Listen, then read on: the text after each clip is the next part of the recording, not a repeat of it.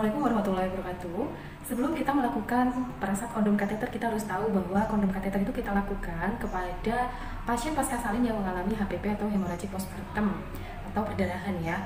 Nah, ini juga persiapan untuk kita merujuk ke instansi rumah sakit. Jadi kalau di jalan itu kita nggak kecapean untuk melakukan KBI. Jadi ini tindakan lanjutan dari KBI.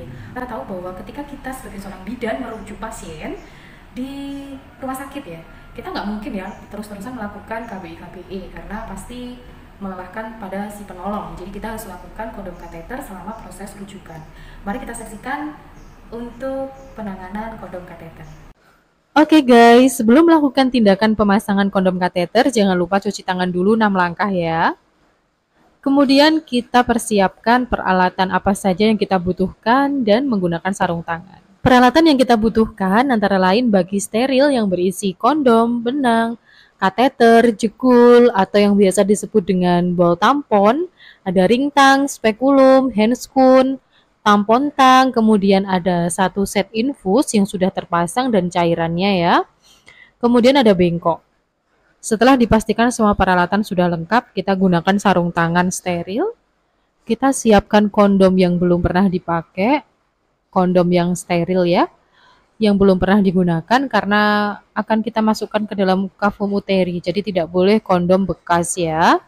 Oke, kita buka kondomnya, kita persiapkan untuk kita kaitkan, kita gabungkan dengan kateter. Pastikan bahwa kondomnya sudah kita siapkan, kemudian untuk kateternya kita masukkan ke dalam kondom yang masih steril.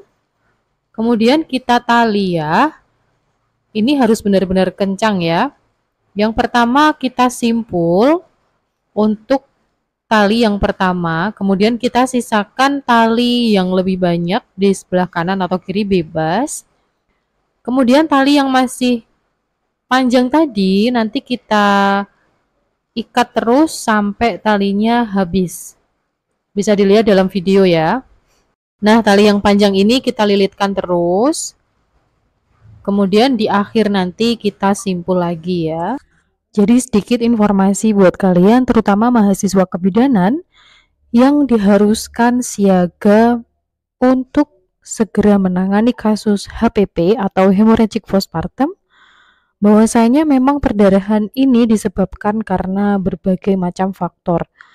Yang kita tahu bahwa ketika ibu pasca salin, rahim tidak berkontraksi setelah melahirkan atau yang biasa disebut dengan atonia uteri. Nah, di situ kita harus segera ya melakukan yang namanya KBI. Kalau tidak berhasil harus segera kita lakukan kondom kateter seperti yang ada pada video ini. Nah, kalau sudah kita masukkan ke dalam bak steril, kita persiapkan untuk infusetnya sudah terpasang dengan cairan 500 ml ya. Karena untuk kapasitas kondom yang akan dimasukkan ke dalam kafum uteri itu bisa sampai cairannya penuh antara 250 sampai 500 ml. Ditandainya dengan apa? Yaitu terhentinya aliran cairan lalu nanti diikat pada ujung kateter. Jadi sebelum kita masukkan ya, itu kita spekulum dulu vaginanya ibu ya. Kemudian kita masukkan. Dalam video ini saya menjelaskan kepada mahasiswa, jadi mohon maaf kalau untuk uterusnya tidak terlihat.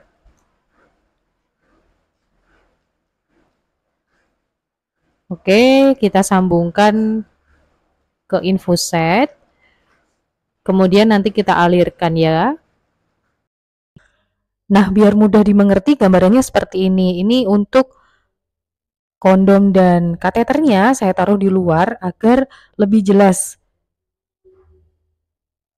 Ketika sudah masuk pada kafum uteri, untuk cairan infusnya kita grocok ya. Kalau menunggu cairannya mengalir, itu kan kelamaan ya, kita kan butuhnya cepat karena pasien harus segera kita rujuk. Atau pasien membutuhkan tindakan segera karena ini perdarahan hebat. Kalau misalkan dalam keadaan yang sangat urgent, Untuk cairan infusnya kita gerojok ya, maksimal di 500 ml.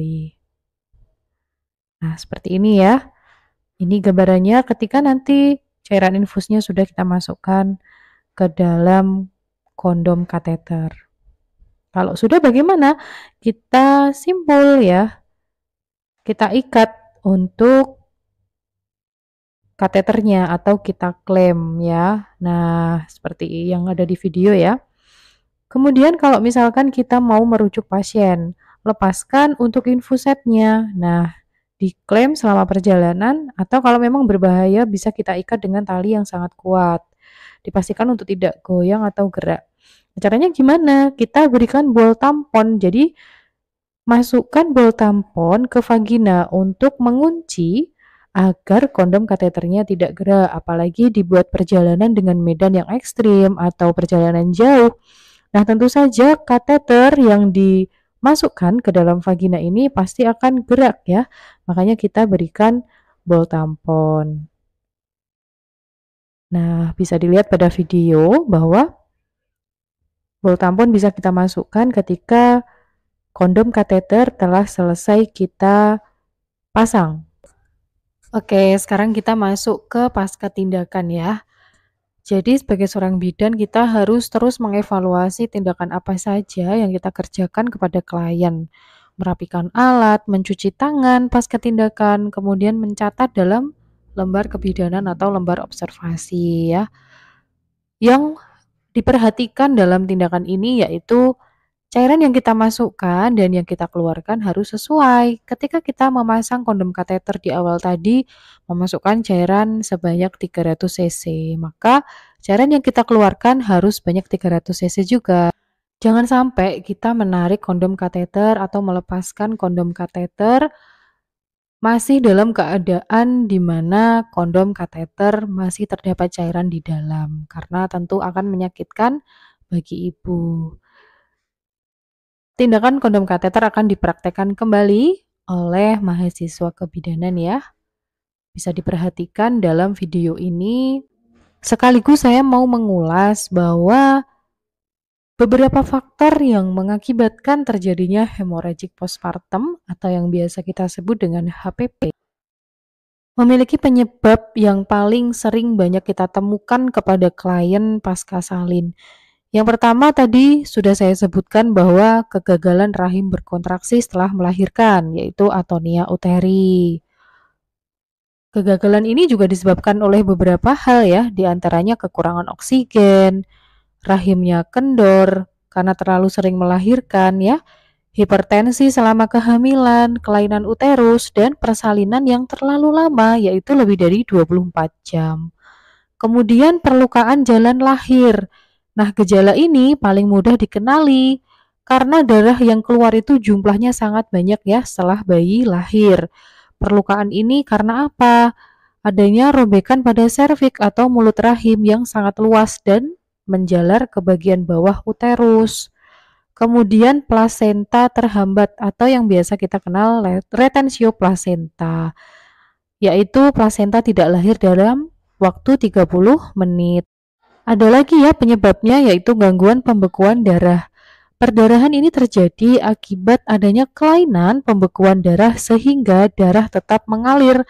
Misalnya akibat kekurangan zat pembeku. Makanya kenapa ibu hamil dianjurkan setiap hari harus minum asam folat dan Fe untuk persiapan persalinan agar tidak terjadi komplikasi saat pasca salin. Ada lagi faktor ya, infeksi endometrium. Jadi lapisan yang ada di dalam rahim. Jadi setelah terlepasnya plasenta dari dinding rahim, lapisan dalam rahim ini menjadi lebih peka. Umumnya perdarahan ini karena infeksi pada persalinan sesar, proses persalinan yang lama, atau ada bagian plasenta yang tertinggal di dalam rahim. Makanya terjadi yang namanya perdarahan. Jadi HPP ini bisa kita tangani ya, asal penyebabnya segera diketahui. Tindakan yang ada dalam video ini sudah kita lakukan di awal tadi ya. Biar lebih jelas saat kita mengikat kondom dan kateter, jangan sampai ada tali yang tertinggal atau tali yang tidak terikat sempurna. Tidak boleh terlalu panjang dan jangan terlalu pendek agar ikatannya kuat ya.